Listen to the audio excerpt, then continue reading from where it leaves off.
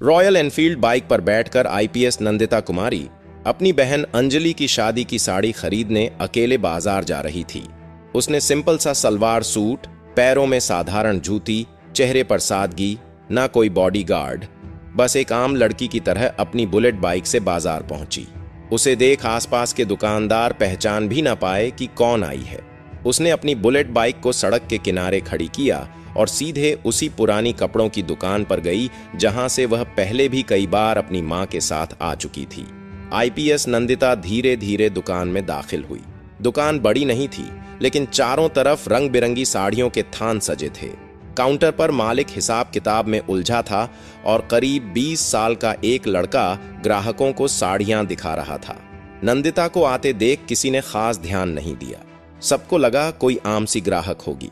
वह काउंटर के पास जाकर खड़ी हो गई और लड़के से बोली, भैया, मेरी बहन की शादी है, उसके लिए एक बहुत अच्छी साड़ी चाहिए, कुछ बढ़िया डिजाइन दिखाई। लड़के ने बेमन से कुछ साड़ियां काउंटर पर फैला दी। नंदिता एक एक साड़ी को उठाकर गौर से देखने लगी।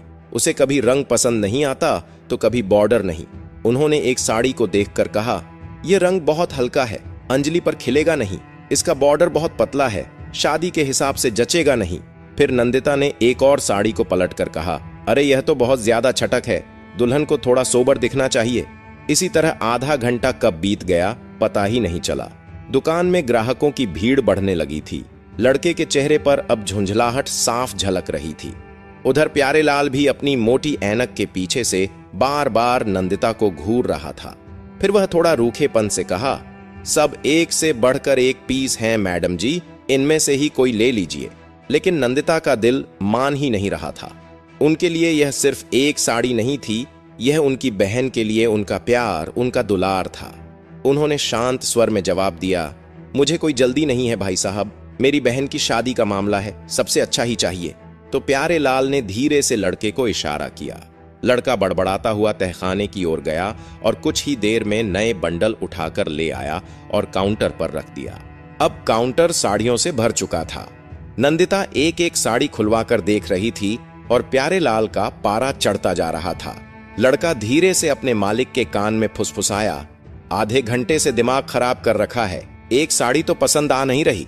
नंदिता ने उसकी बात सुन ली। एक पल को उन्हें बुरा लगा। वह चाहे तो 1 मिनट में इस दुकान पर ताला लगवा सकती थी, लेकिन आज वह अपनी पावर का इस्तेमाल नहीं करना चाहती थी। उन्होंने लड़के की बात को अनसुना कर दिया और फिर लगभग 1 घंटे की माथापच्ची के बाद उनकी नजर उस साड़ी पर पड़ी। एक गहरे महरूम रंग की साड़ी, जिस पर सोने के धागों से चौड़ा बॉर्डर बना था और पूरी साड़ी पर महीन कढ़ाई का काम था। वह साड़ी जैसे अंजलि के लिए ही बनी थी। नंदिता के चेहरे पर आखिरकार एक संतुष्टि की मुस्कान आ गई और उन्होंने साड़ी हाथ में लेते हुए कहा, हाँ बस यही चाहिए, इसे पैक कर दो। प्यारेलाल ने राहत की सांस ली, जैसे कोई बड़ी मुसीबत टल गई हो। लड़के ने जल्दी जल्दी साड़ी को तय करके एक चमकीले पैकेट में डाल दिया। नंदिता ने पर्स से पैसे निकाल कर दिए और पैकेट हाथ में ले लिया। उसके मन में एक खुशी थी, एक सुकून था कि उन्होंने अपनी बहन के लिए सबसे अच्छी चीज चुन ली है। वह दुकान से बाहर निकलने के लिए मुड़ी ही थी कि उनकी नजर पैकेट के एक कोने से झांकते एक धागे पर पड़ी, जो कुछ गड़बड़ थी। उनके दिल की धड़कन बढ़ गई। साड़ी के बॉर्डर पर एक जगह से धागा टूटा हुआ था और उधड़ कर लटक रहा था। उन्होंने हल्के से उसे खींचा तो कढ़ाई की पूरी सिलाई खुलने लगी। यह एक डिफेक्टिव पीस था। नंदिता का चेहरा उतर गया। वह वापस काउंटर पर गई। उन्होंने प्यारेलाल को दिखाते हुए कहा, अंकल ये देखिए, इसमें तो धागा टूटा हुआ है, ये तो पूरी उधड़ जाएगी। प्यारेलाल ने एक नजर साड़ी पर डाली और फिर बड़ी लापरवाही से बोला, अरे मैडम, इतना छोटा मोटा तो चलता है, आप ले जाए, दर्जी से ठीक करवा लेना, कुछ नहीं होगा। नंदिता का गुस्सा अब बढ़ने लगा था। उनकी आवाज थोड़ी सख्त हो गई। वह प्यारेलाल को बोली, चलता कैसे है, मैं इतने पैसे दे रही हूं, कोई फोकट में तो नहीं ले रही, मुझे ठीक साड़ी चाहिए। अब प्यारेलाल भी भड़क गया और कड़क आवाज में बोला, देखिए मैडम, अब बार बार तो नहीं बदल सकते, आपने खुद देखकर पसंद की है, अब इसमें हमारी क्या गलती। काउंटर के पीछे खड़ा लड़का भी हंसते हुए बोला, अरे मैडम, आपने तो सब कुछ जांच परख कर ही लिया था ना, अब नाटक क्यों कर रही हो। यह सुनते ही नंदिता के आत्मसम्मान को ठेस लग गई। वह एक अफसर थी, लेकिन उससे पहले एक ग्राहक थी और एक ग्राहक के साथ ऐसा बर्ताव उन्हें बर्दाश्त नहीं था। उन्होंने दृढ़ता से कहा, सही साड़ी दो वरना मेरे पैसे वापस करो। प्यारे लाल ने आंखें तरेर लीं और बोला, पैसे वैसे वापस नहीं होंगे, ज्यादा ड्रामा मत करो यहां पर। अब तक दुकान में खड़े बाकी ग्राहक भी तमाशा देखने लगे थे। कानाफूसी शुरू हो गई थी। दुकान के अंदर का माहौल गर्म हो चुका था। नंदिता गंभीर आवाज में बोली, दुकानदारी ऐसे नहीं चलती है अंकल, मैंने पूरा पैसा दिया है, या तो सही कपड़े दो या पैसे वापस करो। प्यारे लाल ने चिल्लाते हुए बोला, क्यों बहुत बड़ी अफसर समझती हो क्या खुद को? तुम्हारे जैसे लोग रोज आते हैं, चलो भागो यहां से। प्यारे लाल ने गुस्से में अपनी जेब से मोबाइल निकाला और चिल्लाते हुए बोला, हेलो थानेदार साहब, गुप्ता साड़ी भंडार से बोल रहा हूं।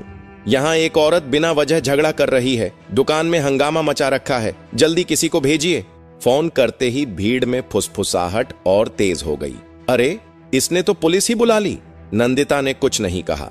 उन्होंने पास पड़ी एक पुरानी लोहे की कुर्सी उठाई और दुकान के गेट पर जाकर बैठ गई।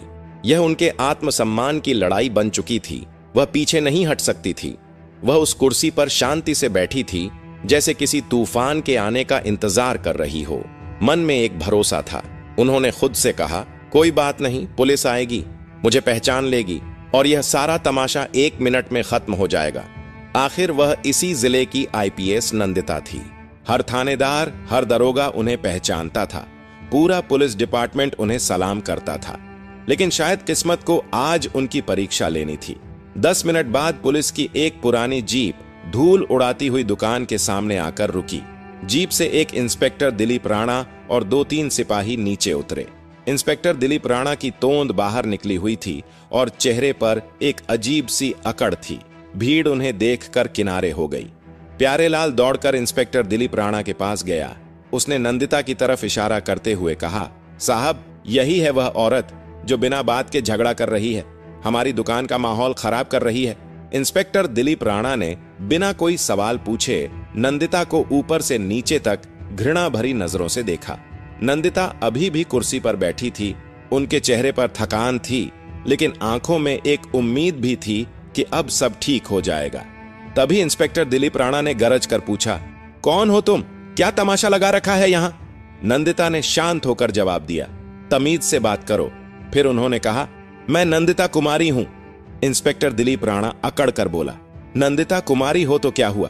किसी रानी के खानदान से हो क्या? इंस्पेक्टर दिलीप राणा ने बीच में ही उनकी बात काट दी। क्या तुम्हें दुकान में हंगामा करने का लाइसेंस मिल गया है क्या? नंदिता ने एक गहरी सांस ली। शायद तुम्हें पता नहीं है कि तुम किससे बात कर रहे हो। इंस्पेक्टर दिलीप राणा जोर से हंसा। हाँ, पता है। ज्यादा अकड़ मत दिखाओ, सीधे थाने चलो, वहां तुम्हारी सारी अकड़ निकालता हूं। 2 सिपाही आगे बढ़कर नंदिता का हाथ पकड़ने लगे। नंदिता ने उसे घूर कर देखा तो वह एक पल को झिझक गया। यह देख भीड़ में खड़ी औरतें कानाफूसी करने लगीं और बोलीं, यह तो अच्छे घर की है, पर है बड़ी झगड़ालू। तभी प्यारेलाल ने इंस्पेक्टर दिलीप राणा को कंधे से पकड़कर धीरे से दुकान के अंदर ले गया। काउंटर के पीछे ले जाकर उसने अपनी पैंट की जेब से कुछ नोट निकाले और इंस्पेक्टर दिलीप राणा की जेब में खिसका दिए। उसने फुसफुसाकर कहा, साहब, इसको उठा ले जाओ यहां से, यह हमारा धंधा खराब कर रही है। जो भी खर्चा पानी होगा मैं देख लूंगा। इंस्पेक्टर दिलीप राणा ने नोटों पर एक नजर डाली। उसके होंठों पर एक गिरी हुई मुस्कान आई। रिश्वत की गर्मी ने उसकी अकड़ को और बढ़ा दिया। वह भीड़ की तरफ देखते हुए बाहर निकला। नंदिता अभी भी उसी कुर्सी पर बैठी थी। वह सोच रही थी, अब तक तो इसने मुझे पहचान लिया होगा, अब यह नाटक खत्म होगा। पर इंस्पेक्टर दिलीप राणा ने सिपाहियों को इशारा किया। इस बार दोनों सिपाहियों ने आगे बढ़कर नंदिता के दोनों कंधे मजबूती से पकड़ लिया। नंदिता चौंक गई। यह क्या बदतमीजी है? मेरी बात तो सुनो। इंस्पेक्टर दिलीप राणा ने सीटी बजाते हुए जीप की तरफ इशारा किया और बोला, बहुत बोल लिया इसने, अब थाने चलो, वहीं पता चलेगा कौन कितना बड़ा अफसर है। भीड़ में से किसी ने ताना कसा, देखो देखो, बड़ी मैडम बनने आई थी, अब हवालात में चक्की पीसेगी। प्यारेलाल दूर खड़ा अपनी मूंछों पर ताव देते हुए हंस रहा था। आईपीएस नंदिता की आंखों में आग जल रही थी, लेकिन उस वक्त उनकी आवाज से ज्यादा भारी था कानून के रखवालों का वह हाथ जो आज एक बेकसूर को पकड़ रखा था। उन्होंने कोई विरोध नहीं किया। वह जानती थी कि अगर उन्होंने यहां अपनी पहचान बताई तो ये लोग शायद यकीन न करें और तमाशा और बढ़ जाए। जीप का दरवाजा खुला। सिपाहियों ने उन्हें लगभग धकियाते हुए अंदर बिठा दिया।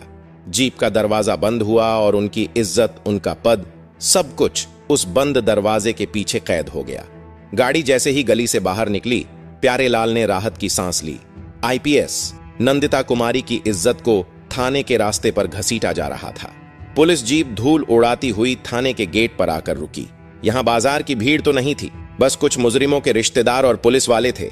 इंस्पेक्टर दिलीप राणा जीप से उतरा और एक सिगरेट सुलगाकर कश लेने लगा और सिपाही ने जीप का दरवाजा खोला और नंदिता को बाहर खींचकर निकाला गया। लेकिन नंदिता सिर्फ चुप थी, कोई बहस नहीं, कोई गिड़गिड़ाहट नहीं। उनकी सीधी नजर इंस्पेक्टर दिलीप राणा के चेहरे पर थी। लेकिन रिश्वत और अहंकार में डूबे उस इंस्पेक्टर दिलीप राणा को कुछ भी समझ नहीं आ रहा था। इंस्पेक्टर दिलीप राणा ने उन्हें धक्का देते हुए कहा, ले चलो थाने के अंदर। थाने में अंदर एक हेड कांस्टेबल बैठा फाइलें पलट रहा था। उसने पूछा, साहब ये कौन लड़की है?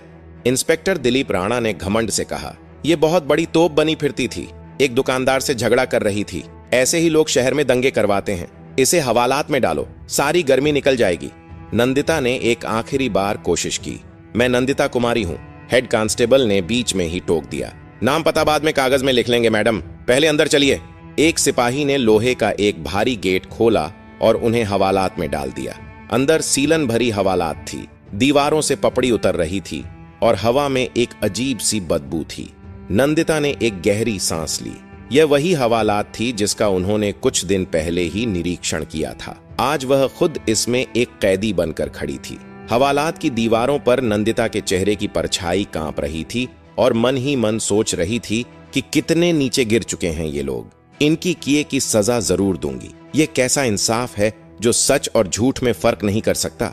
इतना सोच ही रही थी, तभी उसी थाने में हवालात के बाहर लकड़ी की एक पुरानी कुर्सी पर एक दूसरा दरोगा बैठा था। उसका नाम था राजेंद्र कुमार मीणा। उम्र ज्यादा नहीं थी, लेकिन वो अपने काम में बेहद ईमानदार और तेज माना जाता था। वो एक केस की फाइल देख रहा था, तभी उसकी नजर हवालात की सलाखों के पीछे गई। अंदर सलवार सूट पहने एक लड़की चुपचाप जमीन पर बैठी थी, लेकिन उसके चेहरे पर कोई डर या घबराहट नहीं थी। वही शांति, वही तेवर, वही रुतबा जो उसने कई बार जिले की बड़ी बड़ी मीटिंग्स में देखा था। उसने अपनी फाइल बंद की और एक अजीब सी बेचैनी उसे हवालात की तरफ खींच ले गई। उसने पास जाकर हवालात के छोटे से झरोखे से अंदर झांका। एक सेकंड के लिए उसका माथा ठनका। अरे यह तो... उसके मुंह से बस इतना ही निकला। उसने पास खड़े एक सिपाही को इशारा किया। ये कौन है? किस केस में लेकर आए हो? सिपाही ने हंसते हुए पूरी कहानी बता दी। साहब, एक दुकानदार से झगड़ा कर रही थी, राणा साहब पकड़कर अंदर डाल दिया। राजेंद्र ने उसकी बात पर ध्यान नहीं दिया। उसकी आंखें सीधे अंदर देख रही थीं। तभी हवालात में बैठी नंदिता ने भी नजर उठाकर उसे देखा। एक पल के लिए दोनों की आंखें मिलीं और अगले ही पल राजेंद्र का खून खोल गया। वह समझ गया कि कितना बड़ा बवंडर आ चुका है। यह कोई आम औरत नहीं है, यह पूरे जिले की आईपीएस नंदिता कुमारी हैं। वह सिपाही पर दहाड़ा। यह कोई मजाक नहीं है, गेट खोल जल्दी। सिपाही घबरा गया और बोला, पर दिलीप राणा साहब ने मना किया है। राजेंद्र की आवाज पूरे थाने में गूंज गई। अबे कौन राणा? मैंने कहा गेट खोल। ये पूरे जिले की आईपीएस नंदिता कुमारी हैं। राणा जैसे 50 इंस्पेक्टर मिलकर भी इनका बाल बांका नहीं कर सकते। यह सुनते ही सिपाही के हाथ पैर कांपने लगे। उसने कांपने हाथों से चाबी निकाली और गेट खोला। हवालात का ताला खुलते ही आईपीएस नंदिता कुमारी बाहर आईं। राजेंद्र ने सलाखों के उस पार खड़ी आईपीएस नंदिता कुमारी को पूरी ताकत से सैल्यूट ठोका। उसकी आवाज में शर्मिंदगी और सम्मान दोनों थे। मैडम, माफ कीजिएगा, हमसे बहुत बड़ी गलती हो गई। मैं अभी इस गलती की भरपाई करता हूं। हवालात की वही दीवारें जो कुछ देर पहले नंदिता की पहचान को मिटा रही थीं, अब सच को पूरी इज्जत से बाहर आते हुए देख रही थीं। उनका चेहरा शांत था, लेकिन उनकी आंखों में एक तूफान छिपा था। कुछ ही मिनटों में यह खबर थाने से बाहर जैसे ही पहुंची कि हवालात में बंद औरत कोई आम महिला नहीं बल्कि पूरे जिले की आईपीएस नंदिता कुमारी है। इंस्पेक्टर दिलीप राणा के होश उड़ गए। उसका चेहरा पीला पड़ गया, माथे पर पसीने की बूंद छलक आई। अभी तक वह अपनी बहादुरी और अकड़ दिखा रहा था, लेकिन अब उसकी टांगें कांप रही थीं। वह बेतहाशा थाने की ओर भागा। कमरे का दरवाजा खोला तो सामने वही दृश्य था। आईपीएस नंदिता सलाखों से बाहर आ चुकी थी। चारों तरफ पुलिस वाले खामोश खड़े थे, जैसे किसी अपराध पर गवाह हों। दिलीप राणा ने जैसे ही नंदिता को देखा, उसकी आंखों में खौफ उतर आया। वह दौड़कर उनके पैरों में गिर पड़ा। माफ कर दीजिए मैडम, मुझसे बहुत बड़ी गलती हो गई, मैं आपको पहचान नहीं पाया, मुझ पर दया कर दीजिए। उसकी आवाज कांप रही थी, हाथ जोड़कर गिड़गिड़ा रहा था। लेकिन नंदिता का चेहरा शांत था। उनकी आंखों में गुस्सा नहीं बल्कि एक ठंडी सख्ती थी, ऐसी सख्ती जो अपराधी को पिघला दे। उन्होंने धीरे से कदम पीछे हटाए, उसकी ओर देखा और कड़क आवाज में कहा, तू सोच रहा है कि गिड़गिड़ाने से तेरी गलती माफ हो जाएगी? याद रख, ये कुर्सी कोई सौदा नहीं है जो रिश्वत और डर से बच जाए। यह जिम्मेदारी है और तूने उस जिम्मेदारी को पैसों और झूठे अहंकार के नीचे कुचल डाला। दिलीप राणा रोते हुए बोला, मैडम रहम कर दीजिए, घर वाले बच्चे सब भूखे मर जाएंगे। मैं अपनी पत्नी की कसम खाता हूं, अब कभी ऐसी गलती नहीं होगी। नंदिता ने उसकी बात बीच में ही रोक दी। बस अब तेरी यह नौटंकी मुझे और नहीं सुननी। तूने आम महिला समझकर जिस तरह से मेरे साथ दुर्व्यवहार किया, उसी तरह तूने न जाने कितनों के साथ ऐसा काम किया होगा। तू माफी के लायक नहीं है। आज से तू सस्पेंड है। आईपीएस नंदिता की यह बात सुनते ही पूरा थाना सन्नाटे में डूब गया। दिलीप राणा वहीं जमीन पर गिरा, सिर पकड़कर सुबकने लगा। उसके होंठ कांप रहे थे, लेकिन अब उसके पास कोई दलील नहीं बची थी। राजेंद्र ने तुरंत रिपोर्ट निकाली, सस्पेंशन का आदेश लिखा और उस दिलीप राणा को वहीं मौजूद पुलिस जीप में बैठाकर लाइन हाजिर करवा दिया। अब उसकी अकड़ धूल हो चुकी थी। नंदिता ने एक पल भी आराम नहीं किया। अगले ही पल उस कपड़ा की दुकान वाले प्यारे लाल गुप्ता को भी नोटिस भेज दिया गया। ग्राहक के साथ धोखाधड़ी, झूठा केस दर्ज करवाना और प्रशासन के काम में बाधा डालना। उसकी दुकान का लाइसेंस रद्द करने की कार्यवाही शुरू हो गई। अब नंदिता को वापस अपने घर जाना था। एक सिपाही ने कहा, मैडम सरकारी गाड़ी भेज देते हैं। नंदिता ने सिर हिला दिया, नहीं, मैं अपनी बाइक से ही जाऊंगी। वह फिर से अफसर नहीं, सिर्फ एक बहन बनना चाहती थी। कुछ ही घंटों बाद उनकी बाइक उसके घर के गेट पर रुकी। शादी के घर में शहनाई की गूंज थी। चारों तरफ हंसी मजाक, नाच गाना और मेहमानों की चहल पहल थी। अंजलि अपनी सहेलियों से घिरी हुई थी और उसके चेहरे पर दुल्हन बनने की एक अनोखी चमक थी। उस चमक के बीच उसकी आंखें बार बार अपनी बड़ी बहन नंदिता को ढूंढ रही थीं। नंदिता वहीं थी, हर रस्म में अंजलि के साथ खड़ी। कभी उसकी चुनरी ठीक करती, कभी उसे छेड़कर हंसा देती। चेहरे पर एक शांत और प्यारी सी मुस्कान थी, जैसे कल रात कुछ हुआ ही ना हो। उन्होंने अंजलि को वह महरूम रंग की साड़ी दी तो अंजलि की आंखें खुशी से भर गईं। दीदी, ये कितनी सुंदर है, आपने मेरे लिए सबसे अच्छी चीज चुनी है। नंदिता बस मुस्कुरा दी, बोली, अरे पगली, तेरे लिए तो जान भी हाजिर है। लेकिन उस मुस्कान के पीछे एक गहरा समंदर छिपा था। कल जो कुछ भी हुआ वह किसी बुरे सपने की तरह बार बार उनके दिमाग में कौंध रहा था।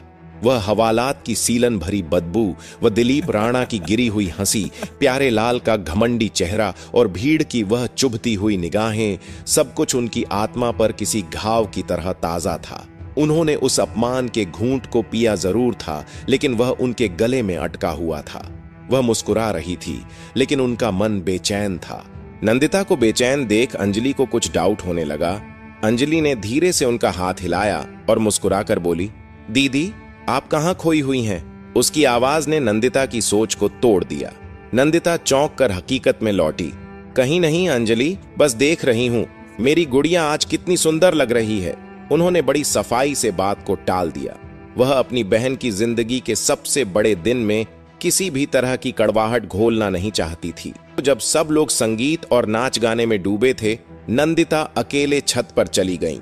ठंडी हवा के बीच उसने राजेंद्र को फोन किया और बोला, मुझे दिलीप राणा और दुकानदार प्यारे लाल की पूरी जानकारी चाहिए। राजेंद्र ने भरोसा दिलाया, सुबह तक रिपोर्ट दे दूंगा। अगले दिन हल्दी की रस्म के बीच फोन आया। राजेंद्र ने बताया, इंस्पेक्टर दिलीप राणा एमएलए हेम सिंह भड़ाना का खास आदमी है। अवैध शराब, जमीन कब्जा, वसूली सब उसी के लिए करता है। नंदिता ने सब समझ लिया, तो प्यारे लाल भी उसी के नेटवर्क का हिस्सा है। शाम होते ही बारात की खुशी पर अचानक साया छा गया। एक जीप से कुछ गुंडे कूदे और पंडाल के बाहर खौफ का तूफान उतर आया।